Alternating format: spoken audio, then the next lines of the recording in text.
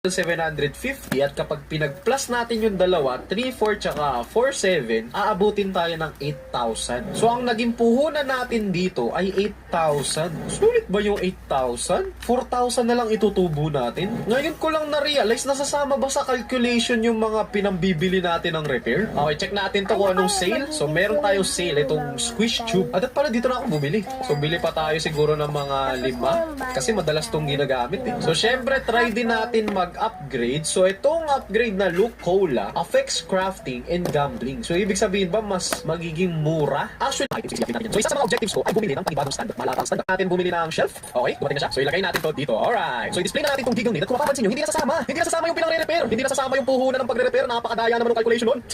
So isa sa mga gusto ko ay yung storage wars. Parang duda ako sa'yo. Ayun na! Huli ka! Sobrang obvious, nakatayo lang siya. So, syempre, i-repair natin to. So, mas mataas na sa 2,900 yung nagastos natin dito. So, greedy siya, pero hindi knowledgeable. So, what if ibenta ko sa'yo ito ng 25,000? Kukunin mo? Ay, hindi niya kinuha. 20,000. Ay, hindi niya pa rin kinuha. 20K. Ayaw niya ng 20K. 16,000. Ay, ayaw talaga. Kala ko ba, hindi siya knowledgeable? Sige na, unin mo na nga yan. Sige na, pwede na yan. Kaysa naman mabulot yung item ko dyan. Ay, oh my goodness, 27K. So, knowledgeable siya, pero hindi siya masyadong greedy. So, what if ibenta ko sa'yo ng 33,000? Babae ka? 33K. 30K, final offer. Yan, ayaw niya. Sige, lumayas ka dito. Mahal ang bili ko dyan, okay? Mahal ko kung bibili nyo. Oh, look, charge. Kanina sir, 30,000 yung offer ko. Baka naman pwede nyo kong indulge. Ayaw talaga.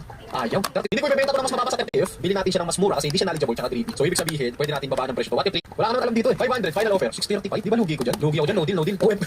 Ikaw sir, customers purchasing. Yan, gusto kong price. Dapat matuto ka. Cleaning robot. Feeling ko naman maglalakad data to sa sarili niya. Tama ba? Kung mamaya ka pa maglalakad kapag may kalat na. Pwede natin tong vending machine. Pwede ba sa labas? Bawal sa loob lang. Ninyo, okay, bibili niya yung ating agent aircraft. So, ang binayad natin dito ay 1.5. So, greedy siya at hindi knowledgeable. So, what if ibenta ko siya ng doble? 6,000.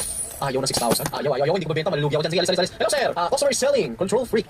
Awesome na yung quality niya. Ibig sabihin, pangit ang resale value nito. Busi, bili ko na 100. Pay ka ba? 100. Hindi pa. Dalawang ibang natin. So, knowledgeable siya. Greedy. Ay, hindi natin magbenta ng 50.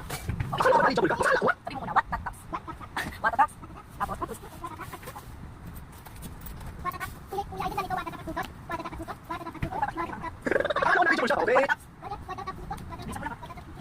Okay, hindi siya knowledgeable. So, pati bilhin ko lang 2,500. Ayaw.